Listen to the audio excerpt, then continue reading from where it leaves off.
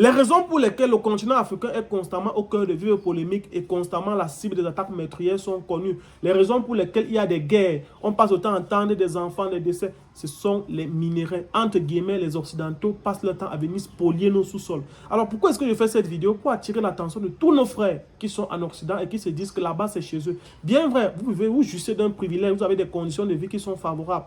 Mais n'oubliez pas qu'ici en Afrique, pour que vous soyez bien là-bas, il y a beaucoup de sang qui est versé ici en Afrique. Il y a beaucoup de dégâts qui sont commis ici en Afrique pour que vous soyez bien là-bas. Notamment, quand vous prenez une voiture électrique comme Tesla et que vous êtes à poser la question de savoir la batterie qu'on utilise pour fabriquer cette voiture, quelle est la matière première, elle provient d'où? Vous ne vous avez jamais posé cette question. Quand vous prenez par exemple un téléphone comme iPhone, ou bien quand vous allez peut-être en France par exemple, et que vous avez de l'électricité, vous pouvez allumer, ça s'allume là. Vous avez à poser la question de savoir les matières premières comme l'uranium, qu'on n'utilise pas des centrales thermiques pour produire de l'électricité, ça provient d'où? Ça provient bien évidemment du Niger.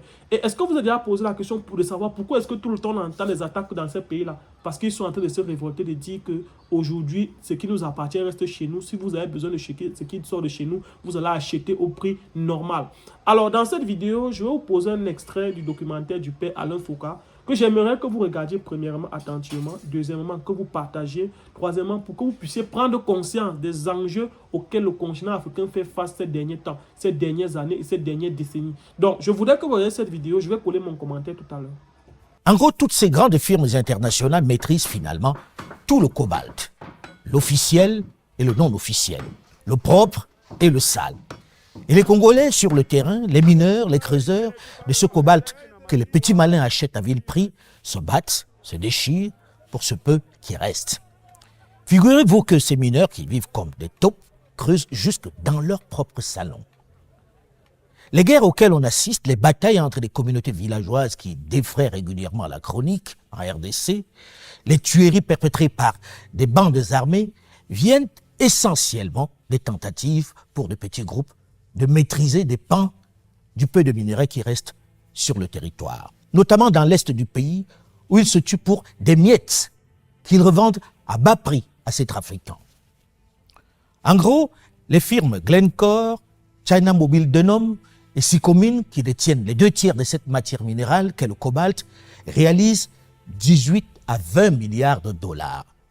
Des chiffres surréalistes sur le seul cobalt et le cuivre de RDC. Tandis que l'État congolais ne perçoit que 1,3 milliard, c'est-à-dire à peine 10%. Vous avez bien entendu, à peine 10%. Dans ce cas, qui est le vrai patron du pays? Et comme si ça ne suffisait pas, il n'existe pas de mécanisme de contrôle fiable pour s'assurer que ce qu'il déclare est réel. Regardez ces jeunes qui vivent comme des taupes, qui risquent leur vie chaque jour pour quelques grammes de cobalt. Et regardez cette voiture, ce véhicule électrique considéré comme le nec plus ultra, la Tesla. Sans lui, elle n'existerait pas, quel que soit le talent du créateur. Mais regardez le fossé qui sépare le monde du fabricant de celui du creuseur. Cherchez l'erreur. Ce que nous venons de voir dans le cas du cobalt n'est rien comparé au hold-up réalisé dans l'or, dans le diamant, bref, dans presque toutes les autres richesses minières. Ces pillages, avec les stratégies cyniques mises en place pour les pérenniser, sont à l'origine de l'instabilité dont est victime la RDC. Au regard des immenses profits qu'elle réalise désormais dans ce vaste ensemble, pensez-vous que les firmes occidentales et asiatiques qui tirent leurs revenus du chaos aient vraiment envie que la paix y règne? Certainement pas. Vous me direz que les voisins du Congo, tel le Rwanda, qui est devenu un exportateur de minerais alors qu'il ne possède pas une seule mine sur son territoire, ou l'Ouganda, n'y sont pas pour rien non plus. C'est vrai.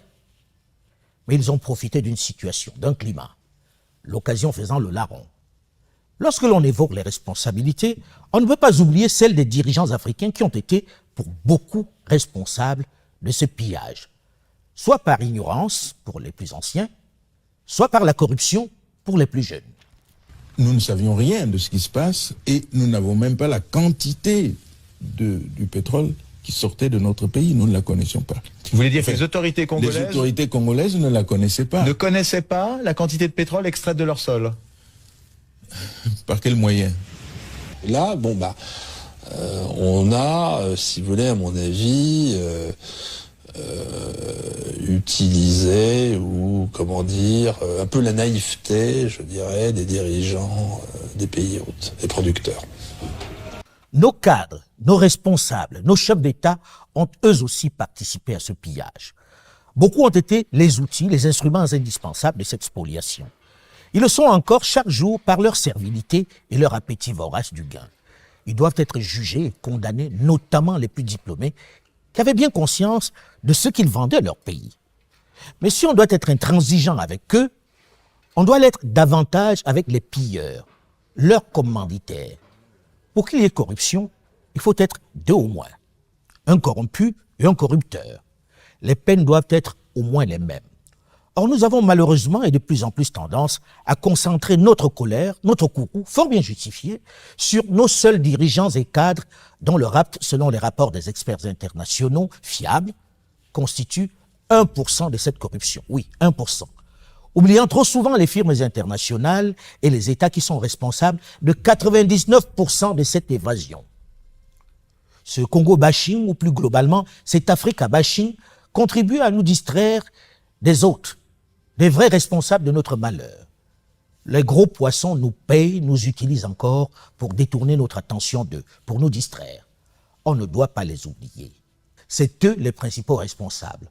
On ne doit pas se contenter de voleurs de poules pendant que les grands parrains nous font la leçon.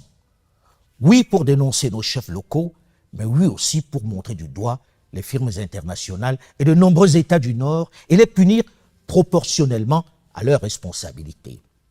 Autre travers dans cette lutte, on a trop tendance à l'autoflagellation. Un cadre africain qui dénonce ces pillages est curieusement souvent plus attaqué par les siens que ceux qu'il dénonce. Pourquoi il ne parle que maintenant? Il faisait partie de la mafia, non? Il essaie de se racheter, c'est tout. Il s'est aussi enrichi, non? Peut-être, peut-être. Mais il a le courage de rompre l'omerta, de briser la loi du silence. Et si nous le lapidons, la règle du silence s'installera à jamais. Ce que nous venons d'évoquer rapidement dans le cas de la RDC s'applique dans de nombreux autres pays du sud du Sahara. Tenez, prenons la Guinée, un autre scandale géologique. Elle est dotée de certaines des réserves de minéraux les plus convoités de la planète, dont 40 milliards de tonnes de bauxite, la plus grande réserve du monde. À cela s'ajoute, tenez-vous bien, plus de 20 milliards de tonnes de minerais de fer. Les réserves potentielles d'or sont estimées à 700 000 tonnes. Diamants, 30 à 40 millions de carats de réserves prouvées. 500 millions de carats de réserves probables. L'or et des quantités indéterminées d'uranium. Mais 55% des 11 millions d'habitants de la Guinée vivent avec moins de 1,25 $ par jour. Et le pays se classe 178e sur 187 pays selon l'indice de développement humain 2013 du PNUD, qui mesure le niveau de vie des pays. À qui profite cette immense richesse qui laisse les Guinéens dans l'extrême pauvreté? Les mêmes compagnies internationales. Pour bien comprendre la situation actuelle, il faut toujours remonter à la genèse. C'est en cela que connaître son histoire est nécessaire pour mieux construire son avenir. Il faut bien connaître le passif pour mieux gérer l'actif. Lorsque le général de Gaulle s'emporte en ce mois de septembre 1958 à Conakry après le vote du non au référendum qu'il propose pour maintenir les territoires africains dans la communauté française, c'est certes parce qu'il est blessé dans son amour-propre, parce qu'il ne supportait pas la contradiction, mais c'est surtout parce qu'il perd une inestimable réserve de matière. Ce trésor dont je viens de vous faire un bref inventaire. C'est pourquoi il va décider de fragiliser le jeune État et de mettre en difficulté son jeune président Ahmed Sékou Touré. Il ne se contente pas de partir en emportant jusqu'aux fils électriques. Il essaie même de déstabiliser le jeune État en fabriquant des faux billets de Sili pour faire s'effondrer son économie. Le but est de susciter l'insurrection pour qu'il tombe et que la France revienne en libérateur. Seulement, le calcul va s'avérer faux. Malgré les tentatives de déstabilisation, Sékou Touré, le paria, l'effronté, tient. Il tient, c'est vrai, mais il se tourne vers d'autres partenaires qui vont exploiter sa fragilité, qui vont faire la même chose que les nations occidentales. Sous le prétexte de soutien idéologique, l'Union soviétique de l'époque, l'URSS, qui manque même de tact et de considération au point de lui fournir des chasse-neige dans un pays qui n'a jamais vu un flocon, va progressivement s'accaparer une bonne partie de ses minerais. Il a simplement changé de maître.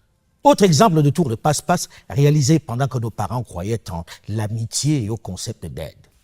Le Niger et son uranium, où l'État cède en 1968 la principale concession d'Arlit de 375 km² utilisée comme combustible nucléaire dans les centrales nucléaires en France et pour la force de dissuasion nucléaire française. Les autorités nigériennes l'ont donc cédé à l'ancêtre d'Areva pour 75 ans.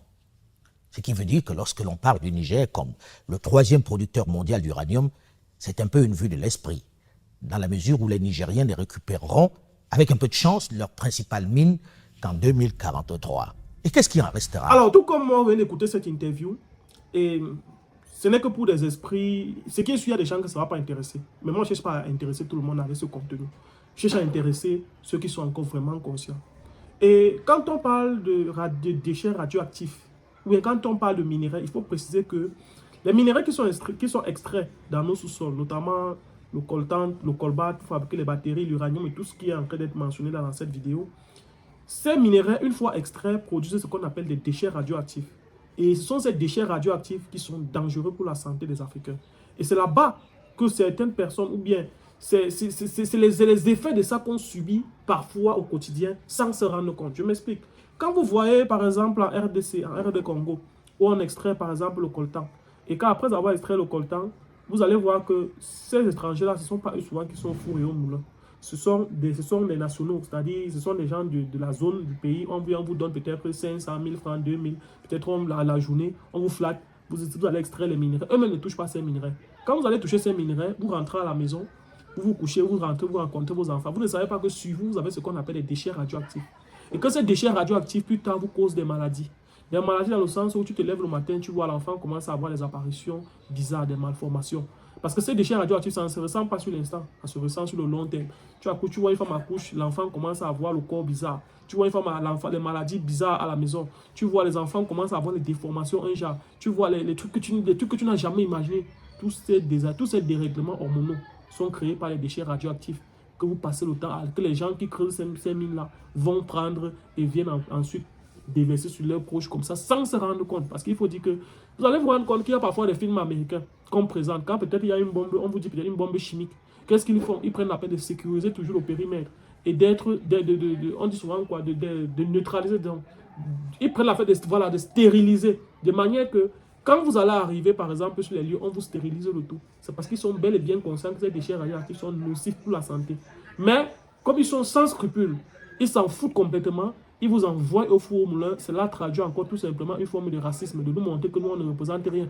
Parce que si ces grandes films qui ont été mentionnés, qui passent autant à extraire nos ressources, se souciaient un temps soit-il du devenir de ces populations après, elles devaient fabriquer des stands de désinfection, pour désinfecter ces gens qui passent autant à travailler dans ces mines-là, afin que ces maladies ne se répandent pas. En fait, c'est ce qu'on leur reproche sur un échiquier international. C'est pour ça que vous entendez parfois, après on porte plainte à une entreprise sur le plan international en disant qu'elle a commis des crimes contre l'humanité, dans ce sens où elle n'a pas respecté les mesures barrières pour protéger ces personnes qui sont au four et au moulin pour leur rapporter leur chiffre d'affaires. Donc si cette vidéo vous a plu, je vous demande tout simplement de partager et de dire ce que vous pensez en commentaire. Moi, ça me tenait vraiment à cœur de partager cette vidéo. C'est vrai que je l'avais déjà vu par le passé et elle m'avait ouvert les yeux sur beaucoup de choses. Et je tenais aussi à ouvrir vos yeux et à partager. À très bientôt. Si cette vidéo vous a plu, ciao, ciao.